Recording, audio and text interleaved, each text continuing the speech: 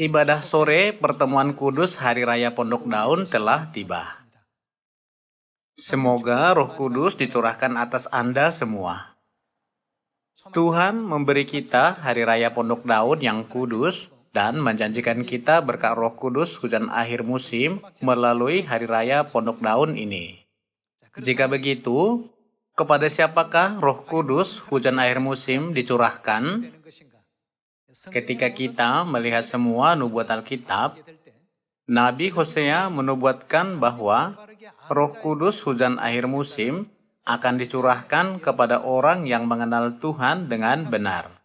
Jika begitu, apa yang harus kita lakukan dengan kuasa Roh Kudus? Untuk tujuan apa Tuhan memberikan kuasa seperti itu kepada umat manusia? Kita bisa mendapatkan jawabannya melalui Alkitab. Tuhan mengizinkan kita untuk merayakan Hari Raya Pondok Daun yang kudus ini agar kita memberitakan Injil kepada seluruh umat manusia yang ditakdirkan untuk mati selamanya. Kita harus berkata ke dunia, semua orang yang mendengar kabar keselamatan dan kembali kepada Tuhan bisa memperoleh keselamatan, dan pintu kerajaan sorga terbuka lebar bagi mereka. Pada Hari Raya Pondok Daun ini, Tuhan berjanji untuk memberi kita kuasanya. Juga Dia berkata bahwa kita akan memberitakan Injil dengan kuasanya, bukan dengan kekuatan kita sendiri. Oleh karena itu, melalui Hari Raya ini, Tuhan membenarkan kita untuk memberitakan Injil di Samaria dan sampai ke ujung bumi dengan kuasa yang diberikannya kepada kita. Mari kita baca Mazmur pasal 68 ayat 33. Pasal 68 ayat 33 kita baca. Hai kerajaan-kerajaan bumi, menyanyilah bagi Allah, bermazmurlah bagi Tuhan, Selah. Bagi Dia yang berkendaraan melintasi langit purbakala, perhatikanlah, Ia mendengarkan suaranya yang dahsyat. Akuilah kekuasaan Allah, kemegahannya ada di atas Israel, kekuasaannya di dalam awan-awan. Allah adalah dahsyat dari dalam tempat kudusnya. Allah Israel, Dia mengaruniakan apa? Mengaruniakan kekuasaan dan kekuatan kepada umatnya. Terpujilah Allah. Amin. Tuhan berjanji untuk memberi umatnya kekuasaan dan kekuatan. Tuhan mencurahkan Roh Kudus hujan awal pada Hari Raya Pentakosta 2000 tahun yang lalu. Kuasa Roh Kudus itu menyebabkan Injil gereja awal menyebar dengan cepat ke seluruh Israel dan ke daerah-daerah yang jauh di Eropa. Demikian pula, pada zaman ini, melalui Hari Raya Pondok Daun, Tuhan akan memberikan kepada anak-anaknya Roh Kudus hujan akhir musim yang 7 kali lebih kuat daripada Hari Raya Pentakosta di zaman Anak. Mari kita lihat apa yang dijanjikan Yesus pada Hari Raya Pondok Daun 2000 tahun yang lalu. Tolong buka Yohanes pasal 7. Mari kita baca Yohanes pasal 7 ayat 1. Sesudah itu Yesus berjalan keliling Galilea sebab Ia tidak mau tinggal di Judea karena di sana orang-orang Yahudi berusaha untuk membunuhnya. Ketika itu sudah dekat Hari Raya orang Yahudi, yaitu Hari Raya Pondok Daun. Pada saat itu, Hari Raya Pondok Daun telah dimulai dan segera setelah itu tiba puncaknya. Ayat 14 kita baca. Waktu pesta itu sedang berlangsung, Yesus masuk ke bait Allah lalu mengajar di situ. Maka heranlah orang-orang Yahudi dan berkata, bagaimanakah orang ini mempunyai pengetahuan demikian tanpa belajar? Di ayat 14 tertulis bahwa mereka heran dengan ajaran-ajaran Yesus. Ayat 37 kita baca. Dan pada hari terakhir dari Hari Raya Pondok Daun, yaitu pada puncak perayaan itu, Yesus berdiri dan berseru, barang siapa haus, baiklah ia datang kepadaku dan minum. Barang siapa percaya kepadaku, seperti yang dikatakan oleh kitab suci, dari dalam hatinya akan mengalir aliran-aliran air hidup. Yang dimaksudnya ialah ruh yang akan diterima oleh mereka yang percaya kepadanya. Di sini kita bisa mengetahui bahwa ada hubungan yang sangat erat antara Roh Kudus dan air kehidupan. Yesus berkata, barang siapa percaya kepadaku seperti yang dikatakan oleh kitab suci, dari dalam hatinya akan mengalir aliran-aliran air hidup. Yesus menunjukkan kepada Rasul Yohanes yang menulis Injil Yohanes sebuah penglihatan untuk mengajari kita siapa sumber air kehidupan itu. Mari kita baca Wahyu pasal 22 ayat 17. Pasal 22 ayat 17 kita baca. Roh dan pengantin perempuan itu berkata, "Marilah," dan barang siapa yang mendengarnya, hendaklah ia berkata, "Marilah." Dan barang siapa yang haus, hendaklah ia datang, dan barang siapa yang mau, hendaklah ia mengambil apa? Mengambil air kehidupan dengan cuma-cuma. Dengan kata lain, kepada siapa kita harus pergi untuk menerima air kehidupan? Roh dan pengantin perempuan memanggil kita dengan berkata, "Marilah." Jadi, kita tidak bisa menerima air kehidupan yang kekal jika kita tidak mengetahui dan percaya kepada roh dan pengantin perempuan. Jadi, pada hari raya Pondok Daun 2000 tahun yang lalu, Yesus ingin sekali mengungkapkan pengantin perempuan yang adalah sumber air kehidupan. Jika kita tidak tahu siapa dia, tidak ada seorang pun bisa menerima air kehidupan. Apakah makhluk hidup bisa hidup di tempat yang tidak ada air? Sama jugalah di dunia rohani. Kita tidak bisa menjamin kehidupan rohani umat manusia jika kita tidak mengetahui sumber air kehidupan yang akan diberikan Tuhan kepada kita. NASA, sebuah lembaga pemerintah Amerika Serikat, melakukan banyak misi penjelajahan ruang angkasa untuk menemukan planet yang memiliki potensi untuk kehidupan seperti bumi. Setiap kali mereka menjelajahi planet, mereka mencari keberadaan air untuk menentukan jawaban atas pertanyaan itu. Karena itu, para ilmuwan sangat bersemangat bahkan ketika hanya ada jejak air.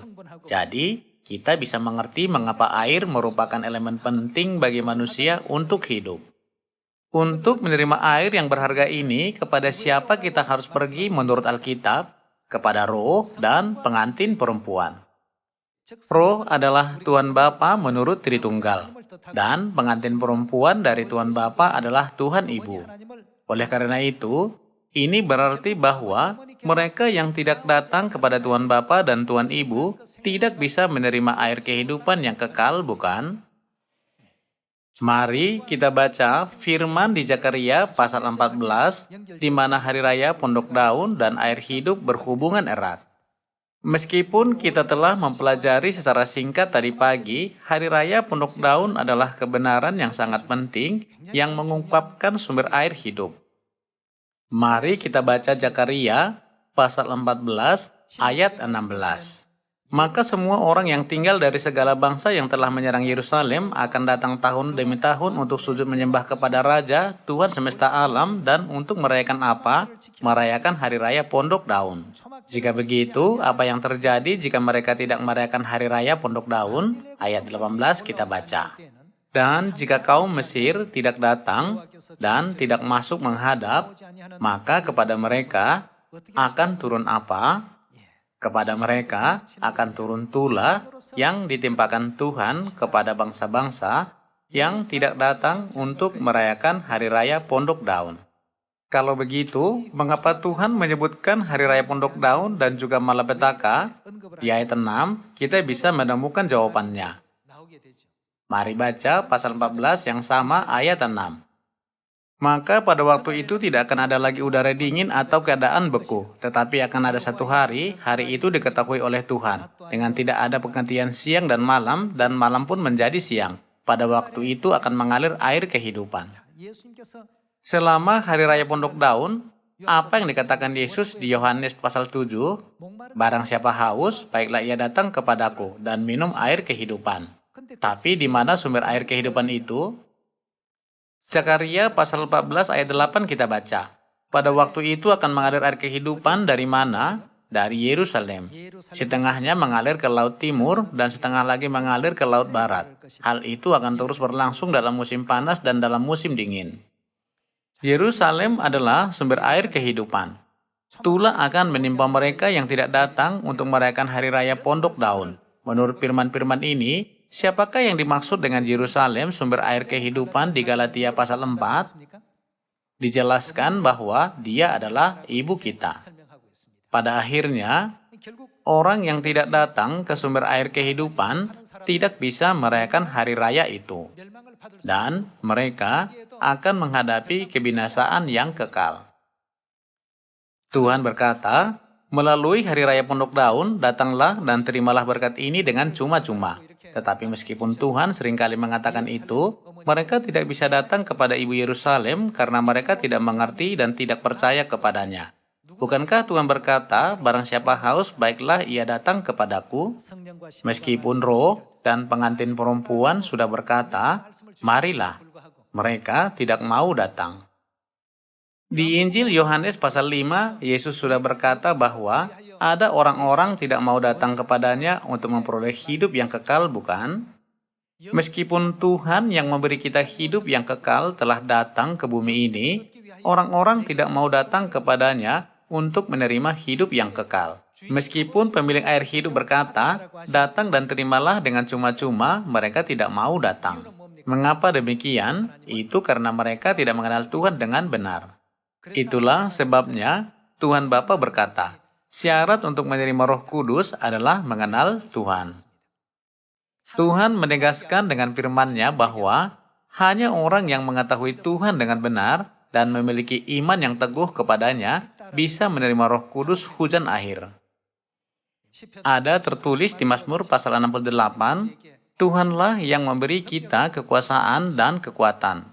Kita harus menerima kekuasaan dan kekuatan yang berasal dari Tuhan agar kita bisa memberitakan kemuliaan Ibu Surgawi Yerusalem ke Samaria dan sampai ke ujung bumi. Kita tidak boleh berkata, meskipun aku memberitakan Injil tentang Ibu, ada yang mendengar dan ada yang tidak. Kita harus menjadi orang-orang yang percaya pada nubuat.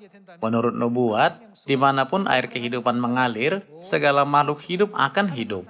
Kita harus percaya pada nubuat ini dan hidup sesuai dengan nubuat dengan memperhatikan nubuat. Kita tidak boleh salah memahami nubuat dan menilainya dengan pikiran kita sendiri dan lingkungan saat ini. Melalui Hari Raya Pondok Daun ini, marilah kita memberitakan tentang Tuhan Ibu Yerusalem baru. Dengan demikian, marilah kita memberitahu banyak jiwa di sekitar kita, hidup bisa diberikan kepada kita hanya ketika kita datang kepada Ibu Surgawi. Mari kita baca Yeskiel pasal 47 ayat 1. Kemudian ia membawa aku kembali ke pintu bait suci, dan sungguh ada air keluar dari bawah ambang pintu bait suci itu. Di sini, bait suci adalah bait suci Yerusalem, dan mengalir menuju ke timur, sebab bait suci juga menghadap ke timur, dan air itu mengalir dari bawah bagian samping kanan dari bait suci itu, sebelah selatan mezbah. Lalu diiringnya aku keluar melalui pintu gerbang utara, dan di bawahnya aku berkeliling dari luar menuju pintu gerbang luar yang menghadap ke timur. Sungguh, air itu membual dari sebelah selatan. Sedang orang itu pergi ke arah timur dan memegang tali pengukur di tangannya. Ia mengukur 1000 hasta dan menyuruh aku masuk ke dalam air itu, maka dalamnya sampai di pergelangan kaki. Ia mengukur 1000 hasta lagi dan menyuruh aku masuk sekali lagi ke dalam air itu, sekarang sudah sampai di lutut. Kemudian ia mengukur 1000 hasta lagi dan menyuruh aku ketiga kalinya masuk ke dalam air itu, sekarang sudah sampai di pinggang. Sekali lagi ia mengukur 1000 hasta lagi, sekarang air itu sudah menjadi sungai, di mana aku tidak dapat berjalan lagi, sebab air itu sudah meninggi sehingga orang dapat berenang, suatu sungai yang tidak dapat diseberangi lagi. Ayat 6, lalu ia berkata kepadaku, sudahkah engkau lihat, hai anak manusia? Kemudian ia membawa aku kembali menyusur tepi sungai. Dalam perjalanan pulang, sungguh sepanjang tepi sungai itu ada banyak pohon di sebelah sini dan di sebelah sana. Ia berkata kepadaku, sungai ini mengalir menuju wilayah timur dan menurun ke arah Yordan dan bermuara di Laut Asin, air yang mengandung banyak garam, dan air itu menjadi apa? Menjadi tawar. Dari mana air itu mengalir? Itu mengalir dari bait suci. Melalui air ini, laut menjadi tawar. Di Wahyu pasal 17 ayat 15, laut melambangkan orang-orang di dunia, bukan? Ketika sungai air kehidupan mengalir kepada umat manusia, mereka bisa diselamatkan. Ayat 9 kita baca, sehingga kemana saja sungai air kehidupan itu mengalir, segala makhluk hidup yang berkeriapan di sana akan menjadi apa? Akan hidup. Ketika kita melihat kesaksian ini dicatat dalam Alkitab, kita tidak boleh hanya memahami dan menerimanya, tetapi tolong terus memberitakan kepada orang lain tentang kenyataan Yerusalem surgawi, yaitu ibu surgawi kita. Kemudian kita akan melihat perubahan terjadi di rumah kita, lingkungan kita, dan negara kita. Dan kita akan melihat bagaimana seluruh dunia akan berubah. Saudara-saudari, jika kita benar-benar percaya pada firman Tuhan, kita harus memiliki keyakinan bahwa ini pasti akan terjadi. Saat kebenaran tentang Ibu Surgawi Yerusalem diberitakan ke seluruh dunia, mereka menerima banyak berkat. Mata rohani mereka terbuka dan mereka mengenali Tuhan Bapa, Perjanjian Baru, dan kebenaran Paskah. Ini semua terjadi seperti yang dinubuatkan Alkitab. Bahkan hati orang Eskimo dibukakan oleh Injil tentang Tuhan Ibu. Hati orang-orang di desa Sertung di Himalaya juga dibuka oleh Injil tentang Tuhan Ibu. Telinga mereka terbuka untuk mendengar kabar baik bahwa Ibu Surgawi telah datang ke dunia ini dan mencari anak-anaknya seperti yang dinubuatkan Alkitab, bukan? Mari kita baca ayat 9 sekali lagi. Sehingga kemana saja sungai air kehidupan itu mengalir, segala makhluk hidup yang berkeriapan di sana akan hidup. Ikan-ikan akan menjadi sangat banyak, sebab kemana saja air itu sampai, air laut di situ menjadi tawar, dan kemana saja sungai itu mengalir, semuanya di sana hidup. Inilah sebabnya semua orang ingin datang ke air kehidupan. Ayat 10. Maka penangkap-penangkap ikan penuh sepanjang tepinya mulai dari En-Gedi sampai En-Klaim. Daerah itu menjadi penjemuran pukat dan di sungai itu ada berjenis ikan seperti ikan-ikan di laut besar, sangat banyak. Ayat 11. Tetapi rawa-rawanya dan paya-payanya tidak menjadi tawar. Meskipun air kehidupan mengalir ke segala tempat, ada yang tidak akan pernah menjadi tawar seperti rawa-rawa dan paya-paya. Kita tidak boleh berpikir bahwa orang-orang itu akan mempengaruhi nubuat, di mana sungai itu mengalir, semua akan hidup. Aku memberitakan tentang ibu, tapi kenapa aku belum mendapat hasil apapun? Saudara-saudari, kita tidak boleh mengatakan hal-hal seperti itu. Sebenarnya, sesuatu sedang terjadi. Hasilnya akan dinyatakan pada hari penghakiman. Sampai saat itu, semuanya sedang dalam proses. Kita tidak boleh menganggap proses sebagai hasil akhir. Ayat 12. Pada kedua tepi sungai itu tumbuh bermacam-macam pohon buah-buahan yang daunnya tidak layu dan buahnya tidak habis-habis. Tiap bulan ada lagi buahnya yang baru, sebab pohon-pohon itu mendapat air dari tempat kudus itu. Buahnya menjadi makanan dan daunnya menjadi obat. Selama air kehidupan mengalir ke laut yang melambangkan umat manusia dan menyentuhnya, semuanya akan menjadi segar dan hidup. Tidak berlebihan untuk berkata bahwa sejauh mana perubahan menakjubkan di sekitar kita bergantung pada seberapa besar kita percaya pada nubuat ini dan seberapa banyak iman yang kita kumpulkan di dalam hati kita ketika menginjil. Selama pekan penginjilan Hari Raya Pondok Daun ini, kita harus memberitakan hari Sabat dan Paskah. Tetapi di atas segalanya, jika kita memberitakan semua orang bahwa Ibu Surgawi telah datang ke bumi ini, banyak lagi perubahan yang akan terjadi di sekitar kita. Melalui air yang mengalir dari Bait Yerusalem, pekerjaan besar yang olehnya seluruh umat manusia diselamatkan pasti akan terjadi. Jadi, menurut Alkitab, apa yang dikatakan roh dan pengantin perempuan, datang dan terimalah air kehidupan. Karena roh dan pengantin perempuan adalah pemilik air kehidupan, mereka bisa memberikannya kepada kita dengan cuma-cuma, bukan? Kemudian, mari kita baca Wahyu pasal 7 tentang roh dan pengantin perempuan. Mari kita baca Wahyu pasal 7 ayat 15. Wahyu pasal 7 ayat 15 kita baca. Karena itu mereka berdiri di hadapan tahta Allah dan melayani Dia siang malam di bait sucinya. Dan Ia yang duduk di atas tahta itu akan membentangkan kemahnya di atas mereka. Mereka tidak akan menderita lapar dan bahagia lagi, dan matahari atau panas terik tidak akan menimpa mereka lagi. Sebab anak domba yang di tengah-tengah tahta itu akan mengembalakan mereka dan akan menuntun mereka kemana? Ke mata air kehidupan. Salah satu pekerjaan Tuhan adalah memimpin semua anak sorgawi yang akan diselamatkan ke mata air kehidupan. Menurut Zakaria pasal 14, di manakah sumber mata air kehidupan? Pada waktu itu akan mengalir air kehidupan dari Yerusalem, setengahnya mengalir ke Laut Timur dan setengahnya lagi mengalir ke Laut Barat. Hal itu akan terus berlangsung dalam musim panas dan dalam musim dingin. Siapa yang membawa kita ke mata air kehidupan? Anak domba, gembala kita, memimpin semua anaknya ke sana sehingga mereka akan mengetahui siapakah sumber air kehidupan. Dia berkata, "Ini adalah mata air kehidupan." Karena itu, kamu semua yang haus, datanglah kepada Ibu Surgawi Yerusalem dan minumlah dari mata air kehidupan sepuasnya dan hilangkan dahagamu. Siapakah yang menuntut kita kepadanya? Siapakah yang datang dengan tugas Elia berkata, "Ada dia yang datang setelah aku." Siapakah yang berkata, "Yosua mengikuti Musa, Elisa mengikuti Elia, Petrus mengikuti Yesus, dan aku mengikuti Ibu."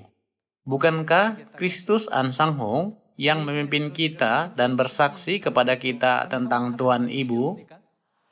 Ada catatan Alkitab di mana Rasul Yohanes menjelaskan sekali lagi tentang sumber air kehidupan. Hari ini, Hari Raya Pondok Daun berkaitan erat dengan air kehidupan. Mari kita baca Wahyu pasal 22 ayat 1. Lalu ia menunjukkan kepadaku sungai air kehidupan yang jernih bagaikan kristal dan mengalir keluar dari tahta Allah dan tahta anak domba itu. Anda semua tahu ayat ini dengan sangat baik. Nabi Yeskiel berkata, air kehidupan mengalir dari bait suci. Rasul Yohanes berkata bahwa dia melihat air kehidupan mengalir dari tahta anak domba. Apakah tahta anak domba dan Yerusalem yang merupakan sumber air hidup itu berbeda atau sama? Di kitab Yeremia pasal 3 ayat 17 ada tertulis, pada waktu itu Yerusalem akan disebut tahta Tuhan. Ada berbagai sebutan seperti Yerusalem, tahta Tuhan, dan sumber air hidup. Meskipun begitu, semua sebutan ini mengacu pada siapa? Semua 66 kitab dalam Alkitab menjelaskan bahwa semua sebutan ini mengacu pada Ibu Surgawi Yerusalem. Pasal 22 ayat 2 kita baca. Di tengah-tengah jalan kota itu, yaitu seberang menyeberang sungai itu, ada pohon-pohon kehidupan yang berbuah 12 kali tiap-tiap bulan sekali. Di mana lagi kita melihat adegan ini? Ini sama dengan adegan di Yeskiel pasal 47. Dan daun pohon-pohon itu dipakai untuk menyembuhkan bangsa-bangsa. Maka tidak akan ada lagi laknat, tahta Allah dan tahta anak domba akan ada di dalamnya, dan hamba-hambanya akan beribadah kepadanya. Dan mereka akan melihat wajahnya, dan namanya akan tertulis di dahi mereka.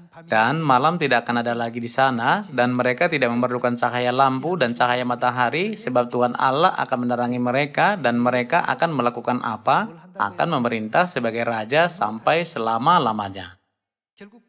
Lagi pula, semua orang yang minum air kehidupan yang mengalir dari tahta Tuhan akan memerintah di kerajaan sorga untuk selama-lamanya.